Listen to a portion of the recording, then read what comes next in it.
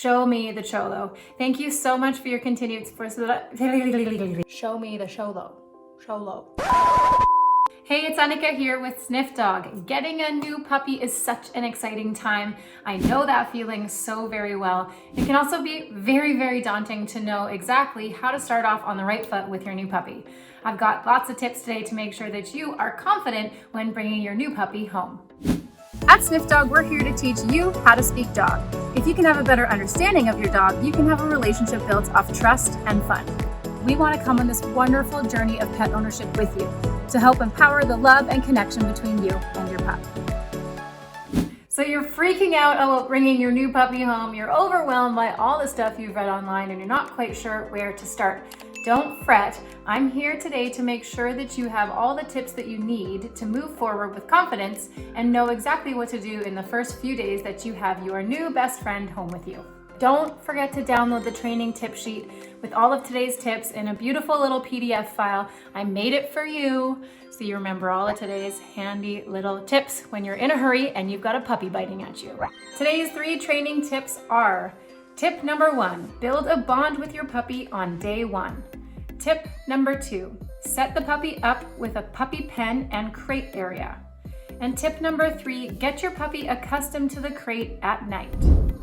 This brings us to tip number 2. Get your puppy accustomed to being in a pen or a crated area. Now, many people find this overwhelming, and I'm gonna break down some differences between a puppy pen and a crate. My personal suggestion is that you do a little bit of both pen and crate training. Now, I'm telling you to do this, but some dogs have very strong aversions to being in a pen, and some dogs have very strong aversions to being in a crate. So you might find that it's just not worth the trouble for you to focus on doing both of those. Personally, with Cedar, he hated the pen, but he was totally fine in the crate with the door shut. So we aborted mission within a few days on pen training. There really was no need for it, and we focused more on crate training. So full permission to be a human here and choose one or the other, but I would only choose either a crate or a pen if your dog is showing a very strong sensitivity to one of them. Now, if you want extra details on crate training, please watch our crate training video. This explanation is more about how to use the two, as they are serving as different sort of management tools for you with your new puppy. Okay, pen training is often referred to in the dog training world as long-term confinement training.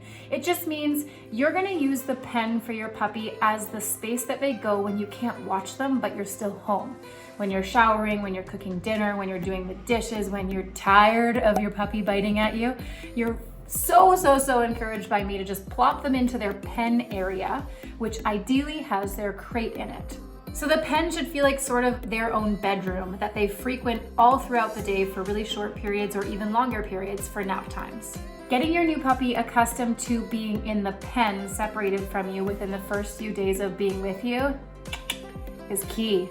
It's really key to minimizing the risk of separation anxiety developing. So first, we need them to think that being in a pen is normal, which is often easier for them than the crate because it's a larger space.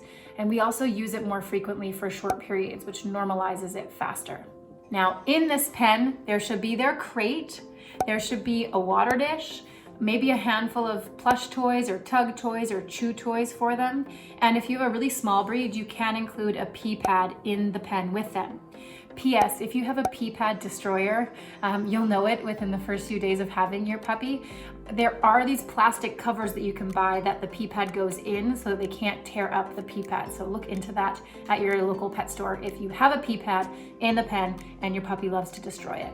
If you do have a larger breed, I would not recommend having a pee pad in the pen with your dog, because you should be able to, with the larger breeds, take them out for pee breaks more often, and so they don't become dependent on the opportunity to pee on a pad in the pen.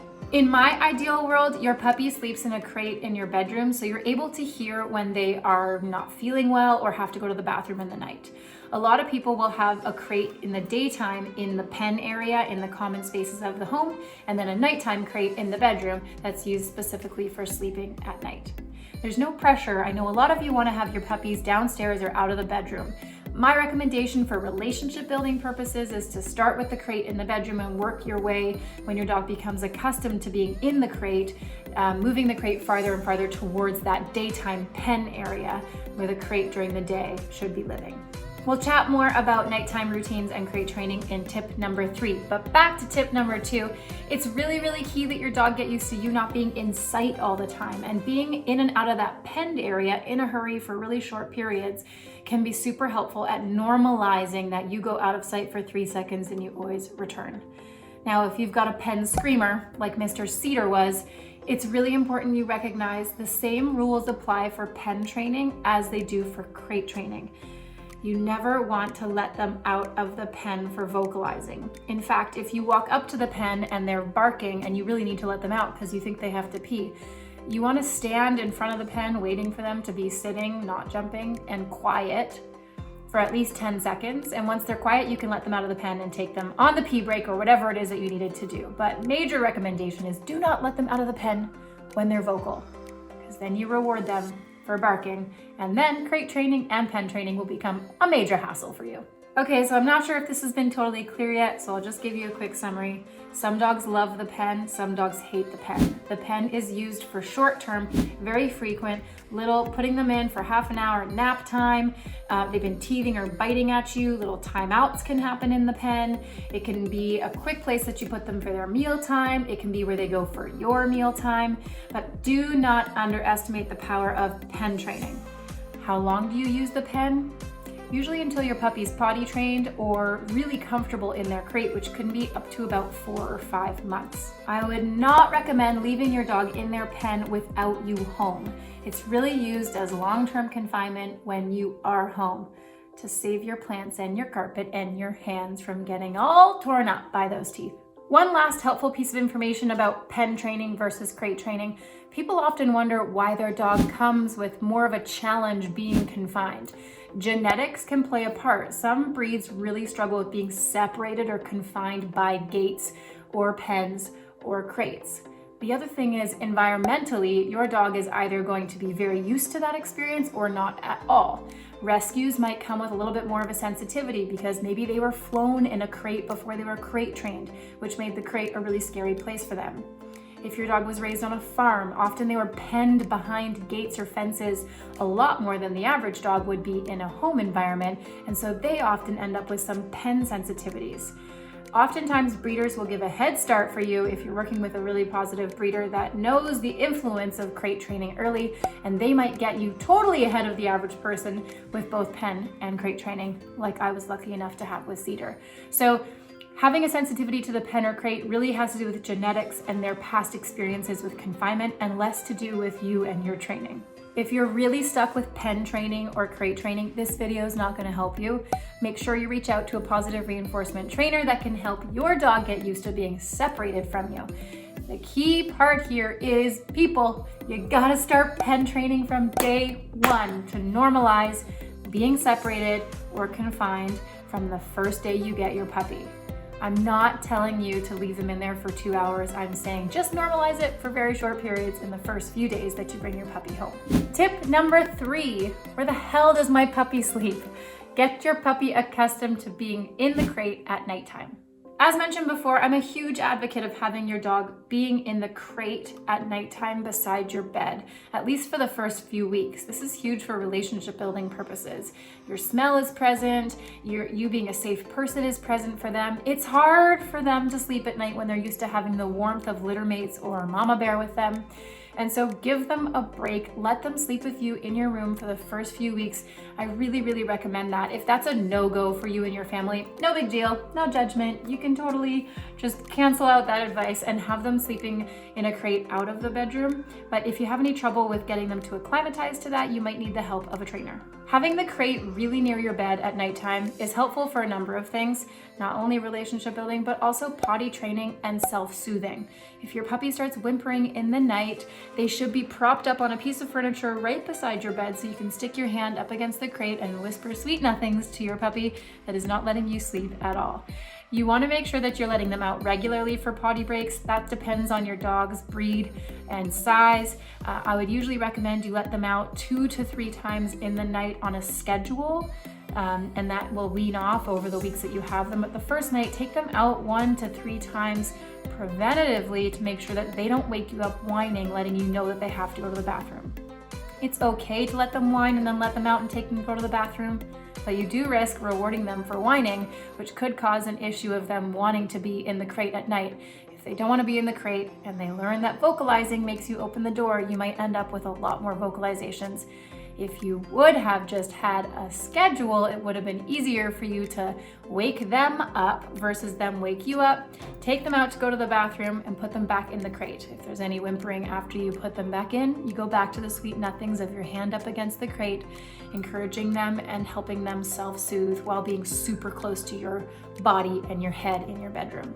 Now, I really only recommend you have them that close to you at nighttime, right beside you, for a couple of nights. Once they seem to be okay and they're sleeping through the night, aside from those potty breaks, that crate can start to move farther and farther and farther away from you, whether that's out of the bedroom or to another side of the bed. But for the first few nights, have that crate nice and close to you. If your dog came with no crate training and is showing a strong sensitivity to the crate at night, you could make a little pen area in your bedroom similarly to a crate where it's a confined space and you know that they're safe and they're not going to the bathroom all over the house, but they're not as confined in the little penned area as they are in a crate itself. To let your puppy sleep in your bed or not sleep in your bed, that is the question. I'm not fussed about that. You do you. You love that dog. It's your rules. I personally don't want my dog in the bed unless he's been invited because he sheds a lot and I don't want gross dog hair all over my bed. So he comes up with invitation only, and there's a dog blanket that goes down that cues to him that he is welcome to join me. I also have it on a verbal cue. Up, up. Now, if you don't care about that, then sure, let your dog sleep in your bed. I would really recommend that you first focus on getting them crate trained because nighttime is sort of the easiest time to get them accustomed to the crate. And once they're fully crate trained, maybe 4 to 6 months, you can start to entertain them sleeping in your bed if that's truly sort of a dream or want of yours. Having your dog sleep in your bed does not in any way negatively impact their behavior or your relationship. It actually has a very positive impact on your relationship. So don't be shy being the person that lets your puppy sleep in your bed. I wouldn't recommend it before 4 months for potty training purposes and to make sure that you're getting that crate training achieved once and for all. That's it. That's all I got for you. It's freaking hard to choose what to put in these videos in this little compact space that I have. I've got so many things to tell you, so stay tuned for more videos coming your way. Enjoy the first few days with your puppy. Just love them. And I'm so excited if you're watching this video and you're experiencing puppy love for the first time. It truly is a magical time. Take more photos than you think you need because they grow super fast. Have fun. Oh, and by the way, thank you so much for watching. Thank you for the continued support. Please don't forget to subscribe to our YouTube channel. Press the notify button so you find out when our next video comes out. If you're watching us from Facebook, make sure you like, share, leave some comments about the things you want to learn more about.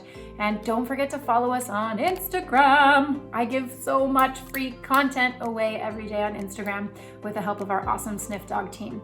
So don't forget also to download the training tip sheet. I made it for you. It's got all today's tips in a beautiful PDF file. Enjoy the bloopers. Oh my God, I can't do it. Oh yeah, and P.S. if you've been consuming any garbage information, that's a bit strong. Show me the show though. Show low. Love you. Don't bite me.